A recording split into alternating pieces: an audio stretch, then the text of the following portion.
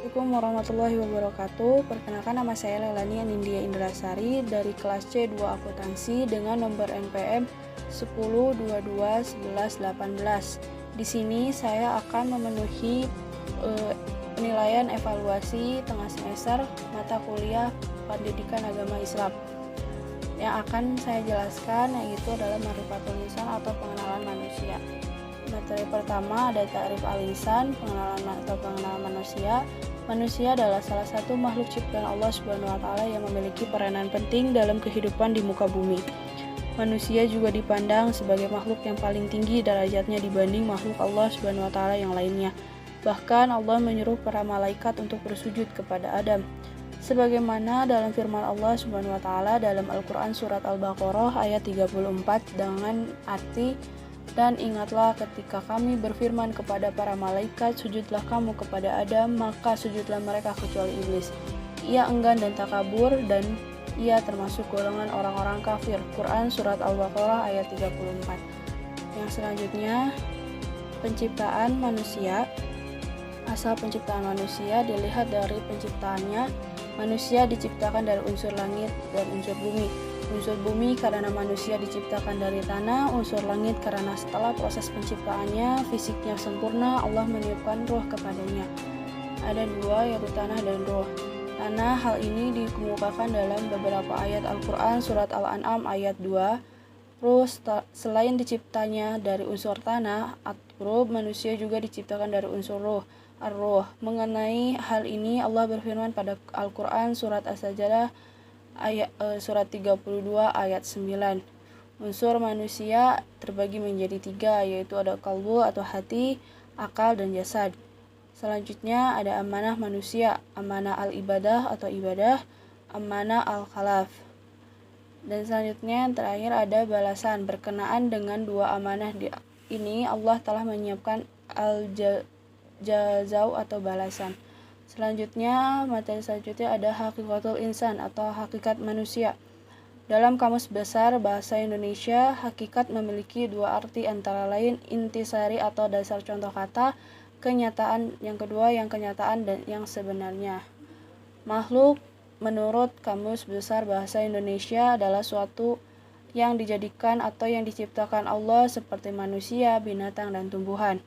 Yang pertama ada alal fitrah, berada di atas fitrah. Yang kedua lemah. Yang ketiga bodoh. Yang keempat fakir. Manusia dimuliakan yang pertama dengan ditiupkan ruh. Kedua memiliki keistimewaan. Yang ketiga ditundukkannya alam kepadanya. Manusia dibebani oleh ibadah, yaitu taat kepada Allah dengan melaksanakannya perintahnya sebagaimana firman Allah Quran surat Ad-Dariyat ayat 56. Yang kedua, khilafah. Allah menjanjikan manusia sebagai khilafah di muka bumi ini berdasarkan Quran surat Al-Baqarah ayat 30. Yang selanjutnya ada taqatul insan atau potensi manusia. Menurut pandangan Islam, potensi manusia adalah suatu anugerah yang Allah berikan karena Allah menciptakan manusia dalam bentuk yang sangat sempurna dengan kemampuan. Yang pertama ada potensi pendengaran. Potensi pendengaran adalah kemampuan untuk mengenali suara. Menurut pandangan Islam, pendengaran adalah mendengarkan ajaran-ajaran Allah yang disampaikan kepada Rasul-Rasul Allah. Yang kedua ada potensi penglihatan. Manusia itu sangat besar, mata manusia memiliki kemampuan luar biasa untuk membedakan berbagai macam objek sehingga lahir penafsiran diri hal yang mata lihat. Yang ketiga ada potensi hati. Potensi hati adalah memiliki arti hati adalah raja yang mengawal semua kegiatan yang berlaku pada roh, nafsu, dan akal. Selanjutnya al-ma'luliyah artinya bertanggung jawab. Yang pertama ada al-amanah dan kedua ada khianat. Untuk selanjutnya ada nafsul insan atau jiwa manusia. Definisi jiwa adalah jiwa berasal dari bahasa Sanskerta yang artinya benih kehidupan. Menurut pandangan Islam, nafs atau jiwa adalah diri manusia itu sendiri, nyawa atau roh yang menyebabkan adanya kehidupan. Sifat yang mendorong manusia untuk melakukan suatu perubahan dari penasaran pada diri manusia. Nafsu tergolong menjadi 3, Yang pertama ada nafsu mutmainah, yang kedua ada nafsu lawamah, yang ketiga ada nafsu amarah. Tingkatan nafsu itu ada 3. Yang pertama ada nafsu mutmainah, adalah jiwa yang telah mendapat ketenangan. Yang kedua ada jiwa ar-ruh, qalbu, akal, dan azam. Yang ketiga adalah jiwa ar-ruh, qalbu, azam, dan akal.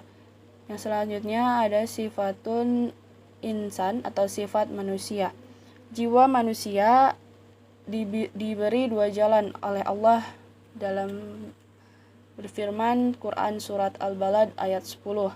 Jiwa manusia diberi jalan 2, yaitu takwa dan fujur. Jalan takwa, hakikat takwa adalah menaati Allah, dasar iman dan ihtisan, baik terhadap perkara yang diperintahkan atau perkara yang dilarang. Selanjutnya yang terakhir itu ada jalan fuzur. Dalam Kamus Besar Bahasa Indonesia, fuzur memiliki arti dalam kelas nomina atau kata benda, sehingga fuzur dapat dinyatakan nama dari seseorang, tempat, atau semua benda yang dibendakan. Sekian dari saya. Wassalamualaikum warahmatullahi wabarakatuh.